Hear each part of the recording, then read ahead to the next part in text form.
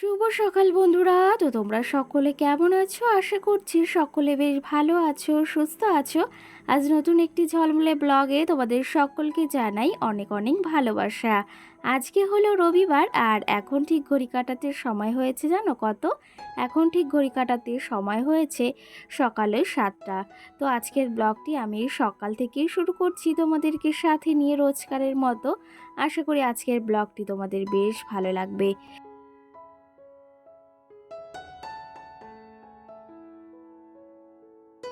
সকালে যদিও আজকে ঘুম থেকে উঠেছি কিন্তু ওই 6:30টার সময়। আর ঘুম থেকে উঠে ওইদিকে আমি রান্না বাড়াটা চাপিয়ে দিয়েছি আর এদিকে ঘরের কাজগুলো টুকটুক করে সেরে নিচ্ছি। ওদিকে তাহলে আমার রান্নাটাও হয়ে যাবে আর এদিকে ঘরের গোছগাছের কাজটাও হয়ে যাবে। আগের দিন ছিল বিয়ে, তো সেই ক্ষেত্রে সেই অনুষ্ঠানে গিয়েছি, সমস্ত ঘর বাড়ি না বেশ খানিকটা এলোমেলো হয়ে রয়েছে। আর কোথাও গেলে যত ভাবি যে ঘর দৌড় একটু এলোমেলো করব না, সমস্ত জিনিস যেখানে থাকে সেখানে জিনিস সেখানেই পরিপাটি করে রাখবো, কিন্তু আর সেটা হয়ে ওঠে না, সেই এলোমেলো হয়েই যায়। এতই চেষ্টা করি সেই কিন্তু সেটা আমি করতেই পারি না। এরকমটা কি তোমাদের সঙ্গে হয়ে থাকে সেটা অবশ্যই জানিও আমাকে। যাই হোক, এখন সকাল সকাল সেই কাজগুলো সারতে হবে। এই যে জামা কাপড় আগের দিন শাড়ি বের করা হয়েছিল সেগুলো গুছিয়ে রাখতে হবে। সমস্ত কিছু কিন্তু আবার পরিপাটি করে রাখতে হবে, না হলেও সেগুলোও এলোমেলো হয়ে থাকবে আর ঘরটা ভীষণ এলোমেলো দেখাবে। চলো তবে এদিকে আলনাটা আজকে সকাল সকালে একটু বেশ ভালো করে মুছে নিলাম। সঙ্গে এখন এই টেবিলটাকেও মুছে নেব। রোজ সকালে যেহেতু টেবিলটা একদম মুছতেই হয়, কারণ রাত্রে খাওয়া দাওয়া হয়, সকালে উঠে যদি এই জায়গাটাই পরিপাটি সুন্দর না থাকে তাহলে কি করে হয় বলো। চলো তবে টেবিলটাকে টুকটুক করে এখন মুছে নিই। আর ভেবেছি ঘরে এখন একটু টুকটুক করে কাজগুলো সারবো রান্নার পাশাপাশি।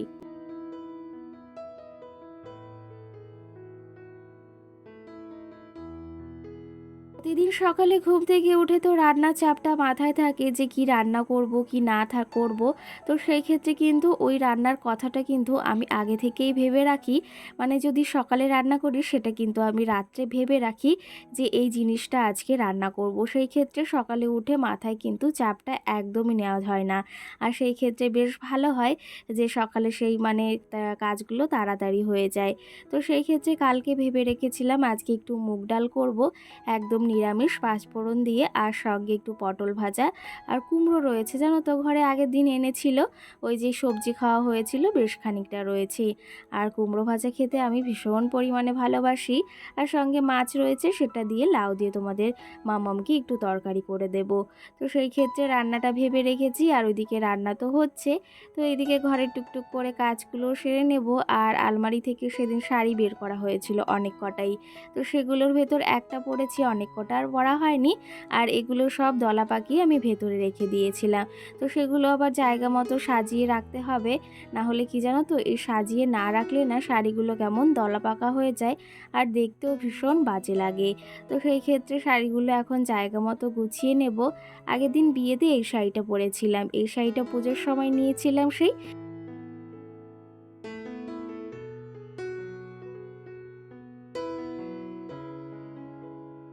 এই শাড়িটা কিন্তু আমার একটা ভীষণ পছন্দর বা ভীষণ প্রিয় একটা শাড়ি বলতে পারো।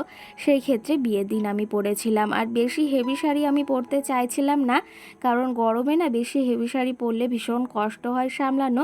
একদম সিম্পলের ভেতরে একটু পরতে চেয়েছিলাম, ভীষণ ভালো লাগে শাড়িটা। তোমাদের এই শাড়িটা কেমন লাগে অবশ্যই জানিও। এখানে অর্গেনজাও বের করেছিলাম, তবে আমি পরিনি গরমের জন্য। এই শাড়িটাও ভীষণ ভালো, আর এটা তো সেই পুজোতে নেওয়া হয়েছিল। চলো, তবে আলমারিটা বেশ খানিকটা গোছানো রয়েছে, তবে যেগুলো বের করা রয়েছে সেগুলো আবার গুছিয়ে রাখতে হবে। সকাল সকাল ঘরটা যদি পরিপাটি করে না গোছানো রাখি বা না গুছিয়ে রাখি সারাটা দিনে, আর তাহলে সময় হবে না। আবার কাজ রয়েছে, মালের কাজও দিয়ে গিয়েছে, সেগুলো সারতে হবে। তো ভাবলাম সকাল সকাল এই কাজগুলো আগে সেরে নিই রান্নার সঙ্গে সঙ্গে, না হলে না পরে সময় হয়ে ওঠে না, বা পরে ওই একটু বেলা হয়ে গেলে না আমার এই সমস্ত কাজবাজ করতে একদম ভালো লাগে না।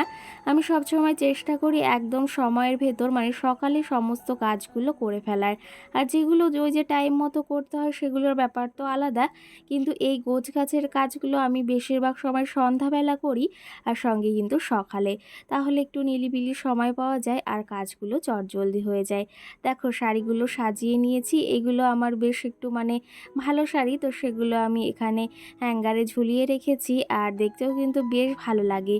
জানো তো, আমার ভীষণ ইচ্ছা যে জামদানি শাড়িগুলো আমার রয়েছে সেগুলো এই সাইডটাতে পুরো একদম সাজিয়ে রাখবো, আর দেখতেও কিন্তু বেশ ভালো লাগে। এদিকেই ভালো শাড়িগুলোর পাশে রেখেছি, আর এই সাইডে ভেবেছি জামদানিগুলো রাখবো।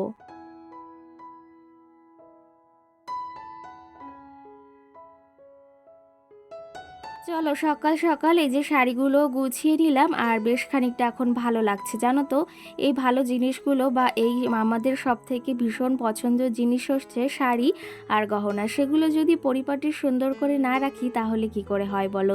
শাড়িগুলো সকাল সকাল গুছিয়ে নিয়েছি, আর গহনাগুলো কিন্তু গুছিয়ে রাখতে হবে, কিন্তু এখন আমার হাতে অতটা সময় নেই যে সেগুলো সুন্দর করে রাখবো। বা এদিকে রান্নাও বসিয়েছি, একটু নিলিবিলি সময় হলে সেগুলো গুছিয়ে রাখবো। আর এখনও তোমাদের দাদা ভাই বা মামাও সোনা কেউই ঘুম থেকে ওঠেনি, সেই জন্য আমি সকালে বাসি কাজগুলো আগে সেরে নিচ্ছি। কারণ মামাও সোনা উঠলে না এরপরে আমার ভীষণ তাড়া বেঁধে যাবে, আর ওকে খাওয়ানো রয়েছে, স্নান করানো, অনেক সময় লেগে যায় ওর পেছনে। তো সেই ক্ষেত্রে এই কাজগুলো আমি সকাল সকাল করে ফেলার চেষ্টা করি। যেহেতু এগুলো বাসি কাজ, সেগুলো এই যে বেলা হলে না করলে একদম ভালো লাগে না, বা এতে আমাদের সংসারের পক্ষেই অনেকটা মানে অমঙ্গল হয়। সকালের কাজটা, বাসি কাজটা সকালে সেরে নিলে না আমাদের সংসারে কিন্তু মঙ্গল হয়, আর সঙ্গে কিন্তু লক্ষ্মী বজায় থাকে সবসময়। লক্ষ্মীশ্রী মানে কি বলবো, এই সংসারের কাজগুলো যদি বাসি কাজগুলো সকালে সেরে ফেলি না, তাহলে সংসারের লক্ষ্মীশ্রী বজায় থাকে, তার পাশাপাশি লক্ষ্মী বিরাজ করে কিন্তু আমাদের সংসারে। কারণ কি জানো তো, নিজের সংসারটা থেকে এতটা ভালোবেসে ফেলেছি যেটার কাজ করতে কোনো রকম কষ্ট হয় না। আর সত্যি কথা বলতে, ঘর বাড়ি যেরকমই হোক না কেন, ভাঙা হোক বা টিনের হোক, সেটা কিন্তু গুছিয়ে রাখতে যদি সংসারটাকে ভালোবাসি না, একটুও কষ্ট বা দ্বিধাবোধ হয় না। তো সেই ক্ষেত্রে আমার তো ভীষণ ভালো লাগে, কারণ সংসারের কাজগুলো এতটা ভালোবাসি করতে, আর সংসারটাকে গুছিয়ে রাখতে এতটা ভালোবাসি, সেটা আর কি বলবো। দেখো সকাল সকাল সুন্দর পরিপাটি করে গুছিয়ে নিয়েছি, কেমন লাগছে অবশ্যই তোমরা কমেন্ট করে জানিও। এর মাঝে কিন্তু অনেকটা সময় পেরিয়ে গেছে, আমি এদিকে রান্নাবাড়াও সেরে নিয়েছি তোমাদের সঙ্গে, আর রান্নাঘরে কোনো কিছুই শেয়ার করিনি, যেহেতু তোমাদের সঙ্গে ঘরের কাজবাজই শেয়ার করছিলাম, আর এর মাঝে কারেন্টও চলে গেছিলো। তারপরে তোমাদের দাদা ভাই মামাও সোনা ঘুম থেকে উঠেছে। বিছনা চাদরটা তো ওই বিয়েবাড়ি যেদিন ছিল সেদিনই চেঞ্জ করেছি, তো সেই ক্ষেত্রে এখন আর ঝামেলাটা নেই দুদিন। আর এই বিছনা চাদরটা পাতলে না ঘরটা পুরো একদম ফুটে ওঠে, আর ক্যামেরায় দেখতেও বেশ ভালো লাগে। চলো, আগের দিনের ভিডিওতে কে কী কমেন্ট করেছে সেগুলোর রিপ্লাই দেব। সঙ্গে মামাও সোনার দিকে এসেছে ওর একটা খেলনা নেওয়ার জন্য। দেখো, আমি বুঝতেই পারছি না কার কথা বলছে, তো এদিকে একটা মূর্তি রয়েছে ঠাকুরের মানে খেলার, তো সেটা নিয়েই খেলা করবে, আর সেটাই আমাকে দেখাচ্ছে। আগের দিনের ভিডিওতে মল্লিকা নামে বোনু আমাকে কমেন্ট করেছে, দিদি ভাই বিয়ে বাড়িতে সব কিছু ঠিক আছে কিন্তু হাতে যে ঘড়িটা পরেছো তাতে একটু বেমানান লাগছে। তো সেই ক্ষেত্রে কি জানো তো, একটা অভ্যাস হয়ে দাঁড়িয়েছে। কোথাও গেলে না এই ঘড়িটা না পরলে আমার বেশ ভালো লাগে না। আগে কিন্তু আমি একদমই পরতাম না, কিন্তু অভ্যাসের সাথে সাথে সব কিছু হয়ে যায়। আর তোমার বেশ ভালো লাগেনি সেটা তুমি বলেছো। আর আমার কিন্তু ঘড়ি পরতে বেশ এখন ভালো লাগে। আগে একটা অভ্যাস ছিল, সেটা পরতাম না, তবে এখন পড়ি। আর তোমাদের কার কীরকম লেগেছে সেটা তোমরা জানিও।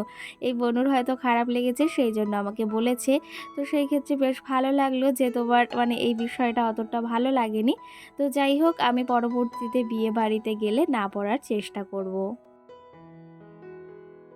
সঙ্গে সঙ্গীতা নামে বোনু আমাকে কমেন্ট করেছে, দিদিভাই তোমাকে খুব সুন্দর লাগছে আর মাম্মাম সোনাকেও খুব সুন্দর লাগছে। অসংখ্য ধন্যবাদ। সত্যি কথা বলতে মাম্মামকে কিন্তু বিয়েবাড়িতে খুব মিষ্টি লাগছিল, আর ওই ড্রেসটা কিন্তু আমার কাকা শ্বশুর দিয়েছে। আর সেটা পরলে কিন্তু আরও ভীষণ ভালো লাগে, আর ওই ড্রেসটা না ও পরতেও বেশ ভালোবাসে। সঙ্গে প্রিয়া দত্ত বনু আমাকে কমেন্ট করেছে, দিদিভাই তোমাকে খুব সুন্দর লাগছে। অসংখ্য ধন্যবাদ বনু এই সুন্দর কমেন্ট করার জন্য। আর তোমাদের যে আমাকে এই লুকটাতে বেশ ভালো লেগেছে তাই সেই জন্য অসংখ্য অসংখ্য ধন্যবাদ তোমাদেরকে। আর তোমরা অনেকেই ওই যে বলেছি জানতে চেয়েছো যে এটা কোথা থেকে বানিয়েছি নেকলেসটা। তো অবশ্যই পরবর্তী ভিডিওতে তোমাদের সব কোশ্চেনের উত্তর দেওয়ার আমি চেষ্টা করব। সঙ্গে সোনালি নামে বোনু আমাকে কমেন্ট করেছে, বা দিদিভাই সে আমাকে কমেন্ট করেছে, তোমাদেরকে খুব সুন্দর লাগছে। আর মাম্মামের নাম কি সেটা বলো। তো মাম্মামের নাম হচ্ছে পৌশালী। আর প্রিন্সেসকেও খুব সুন্দর লাগছে। অসংখ্য ধন্যবাদ সুন্দর মিষ্টি একটা কমেন্ট করার জন্য। আর মাম্মামের নাম কিন্তু পৌশালী। তো সেই ক্ষেত্রে আমি আগেও বলেছি আর আবারও বলে দিচ্ছি। দেখো এদিকে তোমাদের কমেন্টের রিপ্লাই দিলাম, সঙ্গে এদিকে রান্না বাড়া কমপ্লিট করে নিয়েছি তো আগেই। পটল ভাজা, কুমড়ো ভাজা, ডিম ভাজা করেছি, আর ওইদিকে দেখো মুগ ডাল করেছি। আর মামামের জন্য আলাদা করে একটা তরকারিও করেছি। চলো তবে এখন খাওয়া দাওয়া সেরে নিই, বেশ খানিকটা বেলা হয়ে গেছে। এখন ঘড়ি কাটাতে 11টা বাজে। সমস্ত কাজ কমপ্লিট। এরপরে আবার মামামকে স্নান করানো, খাওয়ানো অনেক কাজ রয়েছে।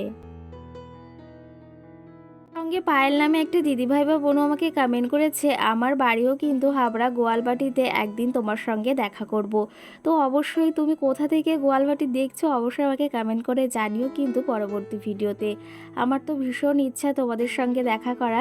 আর তুমি তো আমার খুব কাছাকাছিই থাকো, তাহলে অবশ্যই তোমার সঙ্গে একদিন দেখা করার ভীষণ ইচ্ছা রয়েছে। এর মাঝে কিন্তু অনেকটা সময় পেরিয়ে গেছে। এদিকে আজকে সন্ধ্যাবেলা একটু চাউমিন করেছিলাম, ভীষণ খেতে ইচ্ছা হচ্ছিল, তো ঘরেই তৈরি করে নিয়েছি। আর ঘরে তৈরি চাউমিন খেতে কে কে ভালোবাসো সেটা জানিও।